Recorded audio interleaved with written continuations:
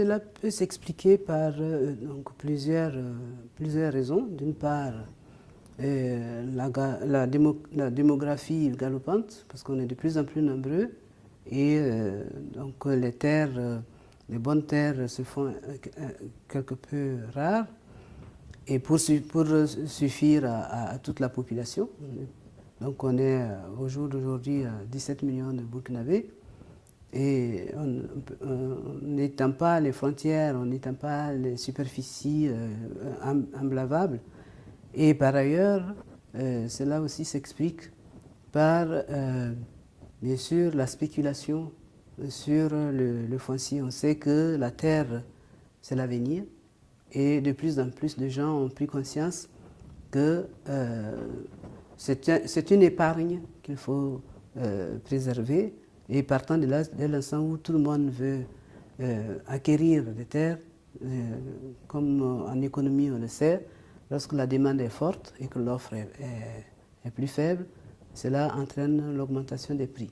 Et bien sûr des conflits, parce que chacun veut s'approprier une parcelle de terrain, de terre, pour bien sûr mettre en valeur et l'exploiter. Sans oublier qu'il y a une nouvelle économie qu'on appelle l'agro-business, donc des personnes ou des institutions qui ont des moyens pour acquérir de grandes superficies et les exploiter, enfin faire une exploitation industrielle plus développée, parce qu'ils ont des moyens pour mettre en valeur ces terrains-là, ces terres.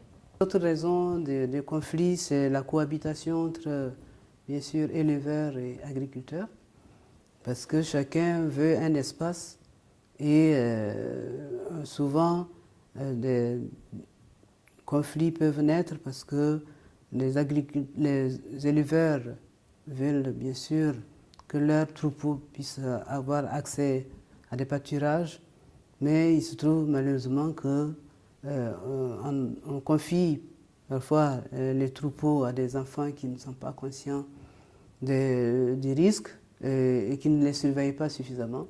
Et ce qui arrive, c'est que les animaux rentrent dans les champs pour les agriculteurs, et ce qui est à l'origine de certains conflits qui peuvent être d'ailleurs très graves, puisque cela peut être à l'origine de morts d'hommes, et ce que nous déplorons. Donc, il serait temps de prendre des dispositions pour atténuer en tout cas ces différents conflits.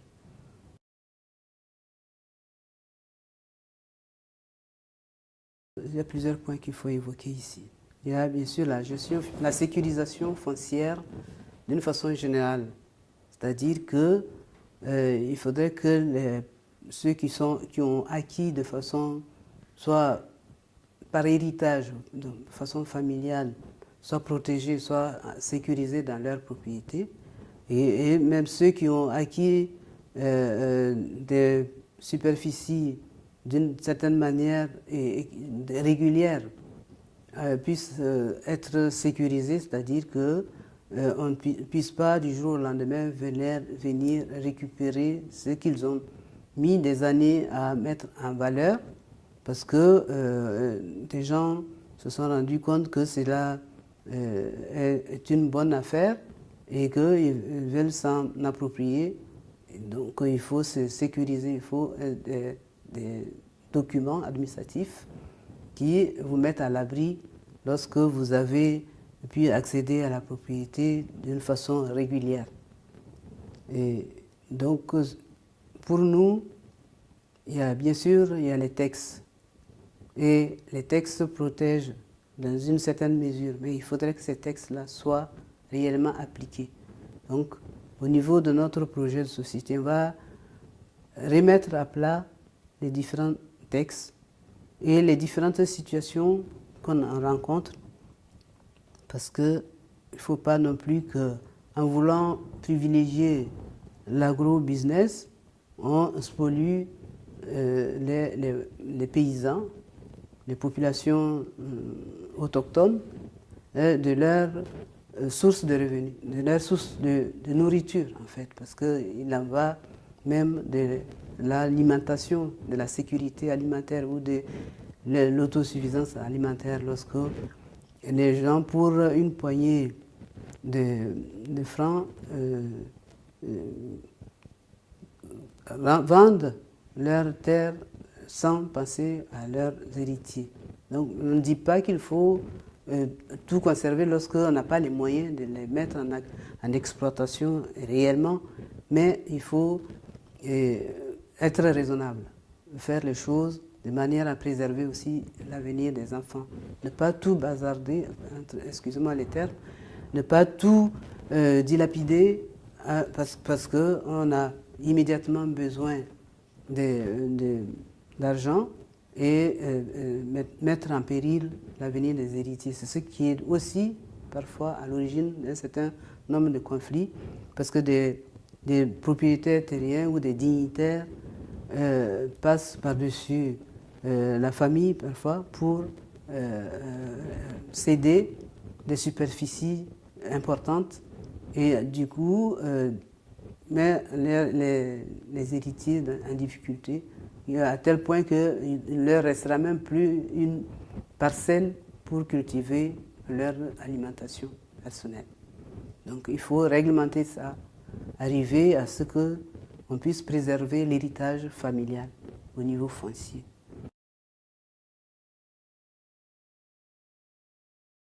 L'initiative d'impliquer le secteur privé dans l'agriculture pour le développement de cette activité est à saluer, est bonne. Seulement, compte tenu du bilan que nous constatons, on est en droit de se demander est-ce que cela a été suffisamment bien préparé pour qu'on ait les effets et les résultats qu'on était en droit d'en attendre. Donc c'est effectivement, on a vu ça et là, et des personnes ou des institutions qui sont allées récupérer ou en tout cas acheter des centaines d'hectares dans des localités et ne pas les mettre en exploitation, en valeur. Donc les autochtones se sont dessaisis de leurs terres, espérant que le privé qui vient investir allait mettre ces terres-là en valeur, créer des emplois, donc qui commenceraient par les employés eux, puisque eux, objectivement, n'ont pas les moyens de mettre en valeur ces terres-là à la hauteur de l'agro-business. Donc c'est normal, on est venu, on les a flattés, disant on achète vos terres, mais c'est pour les mettre en valeur et tout le monde va en profiter, à commencer par vous. Donc ce sont des saisies et ces personnes qui ont acquis les parcelles n'ont pas été en mesure d'investir réellement et les centaines d'hectares sont en friche et les populations autochtones ne peuvent pas même plus les cultiver pour leur alimentation personnelle. Ça, j'estime que ce n'est pas normal. Donc il faudrait faire un état des lieux, recenser ce genre de situation pour trouver une solution durable. Si effectivement ces personnes qui se sont engagées à exploiter de façon industrielle, de façon moderne, ces terres n'ont pas les capacités de le faire, qu'on revoie la situation pour redistribuer ces terres-là, afin que les populations puissent en tirer le nécessaire pour se nourrir.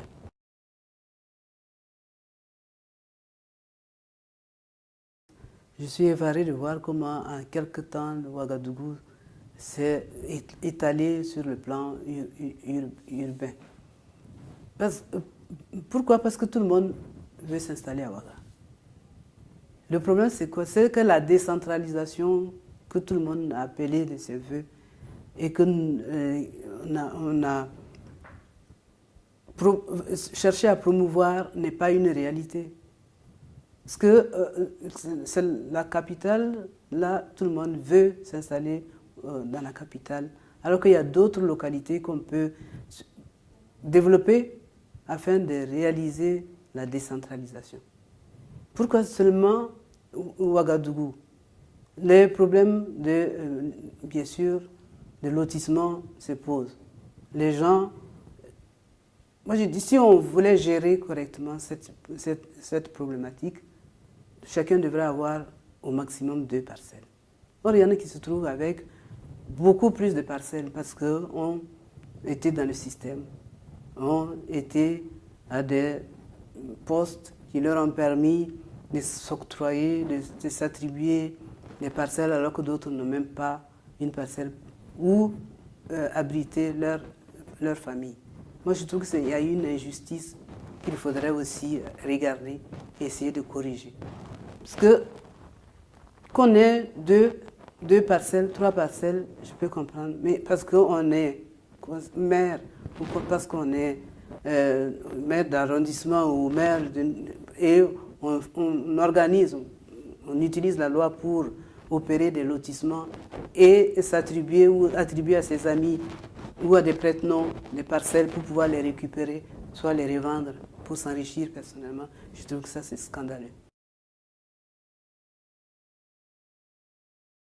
On peut réaliser un logement décent pour tous. À ce moment-là, il faudrait qu'on fasse, comme je dis, pour d'autres secteurs d'activité, pour d'autres problèmes, faire un état de lieu, mettre les choses à plat, faire un audit technique par les personnes compétentes. Nous avons des compétences au niveau de l'urbanisme, on a des compétences au niveau de gestion du foncier. Il suffit maintenant d'avoir la volonté politique, dire bon, voilà la situation. On fait un audit sérieux et on sort les résultats. On voit qui est responsable de quoi. S'il faut exproprier des gens parce qu'ils se sont malhonnêtement enrichis par le biais des parcelles, il ne faut pas avoir peur. C'est ce que nous disons aussi, lutter contre l'impunité.